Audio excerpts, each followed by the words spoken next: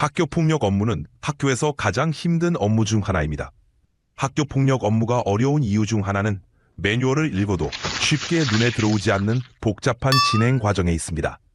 대부분의 과정에 주의나 예외 조항이 붙어 있으며 이로 인해 업무에 익숙하지 않은 사람은 직관적으로 이해하기 어려운 경우가 많습니다. 본 영상을 통해 학교폭력 업무의 전체적인 흐름과 필수로 진행되어야 하는 절차를 위주로 직관적이고 알기 쉽게 설명하여 학교폭력 신고 시 체계적으로 대비할 수 있도록 도와드리겠습니다. 학교폭력 업무의 전체 흐름입니다. 학교폭력 업무는 사안 접수, 사안 접수 보고서 작성, 사안 조사 보고서 작성, 전담기구 심의, 학교장 자체 해결 또는 심의위원회 개최 요청 순으로 이루어집니다. 각 단계를 세분화하면 매우 복잡하지만 이번 영상에서는 업무의 기초 파악을 위해 직관적이고 포괄적인 5개의 대분류로 설명합니다. 또한 각 단계에서 필수로 구비되어야 하는 서류와 공문 작성을 위주로 설명할 예정입니다. 설명의 편의를 위해 피해 추정, 가해 추정이라는 단어를 피해자, 가해자로 지칭하도록 하겠습니다. 사안 접수 단계입니다. 학교폭력 신고 접수 시 업무 담당자가 준비해야 할 서류는 학생 작성 확인서, 보호자 확인서, 분리 의사 확인서 이렇게 총 3가지입니다. 먼저 학생 작성 확인서입니다. 학생이 직접 쓰도록 하고 저학년의 경우 보호자가 도와줄 수 있습니다. 보호자 확인서는 신고자의 보호자가 작성합니다. 분리 의사 확인서를 통해 분리 희망, 미희망 여부를 반드시 회신받아야 하며 분리 희망 시 7일의 범위 내에서 피해자, 가해자의 분리가 이루어져야 합니다. 사안 접수 단계에서 내부 기한은 필요 없지만 신고 48시간 내에 접수가 이루어져야 하며 48시간 이내 접수가 불가한 경우 교육청 담당자에게 유선상 보고를 해야 합니다. 사안 접수 보고서 작성 단계입니다. 사안 접수 시 받은 확인서를 바탕으로 접수 보고서를 작성하는 단계입니다. 사안 접수 보고서는 이러한 양식으로 이루어져 있으며 접수 보고서를 작성한 후 내부 기한과 동시에 교육지원청으로 발송하여야 합니다. 공문 작성 시 사안 접수 보고서와 함께 이전 단계에서 받아두었던 학생 작성 확인서, 보호자 확인서를 같이 첨부하여야 합니다. 사안 조사 보고서 작성 단계입니다. 2024년부터 사안 조사 보고서는 교육청에서 파견되는 사안 전담 조사관님께서 작성해 주십니다.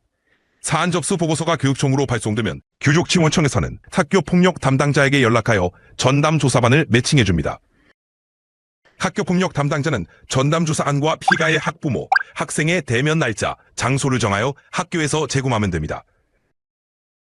전담 조사관의 사안 조사가 끝나면 사안 조사 보고서를 담당자에게 전달합니다. 이 보고서에는 사건의 전체적인 조사 결과와 학교장 자체 해결 요건 충족 여부에 대한 조사관의 의견이 포함되어 있습니다. 이 단계에서는 공문 작성이 반드시 필요하지는 않습니다. 전담기구 심의 단계입니다.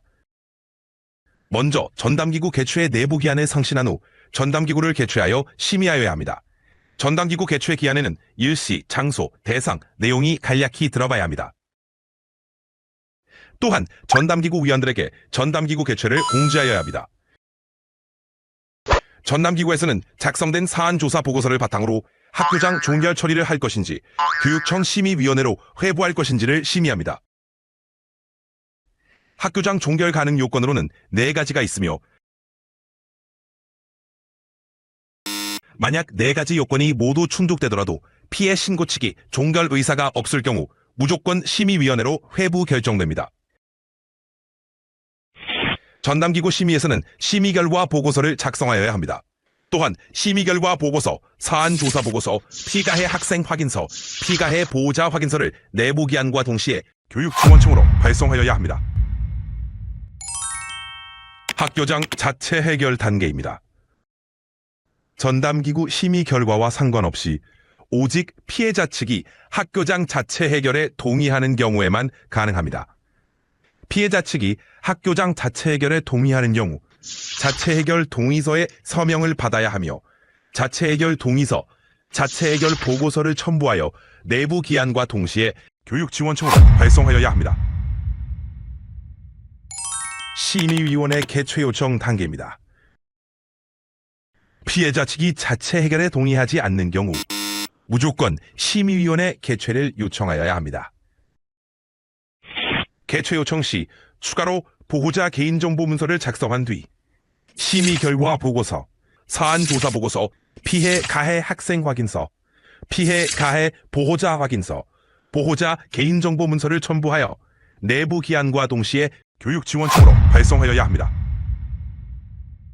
교육지원청에서 공문 접수가 되면 이후에는 피해 가해 가정으로 심의위원회 출석 요청 등기가 직접 전달되며 학교에는 심의위원회 개최 일시에 대한 공문이 발송됩니다.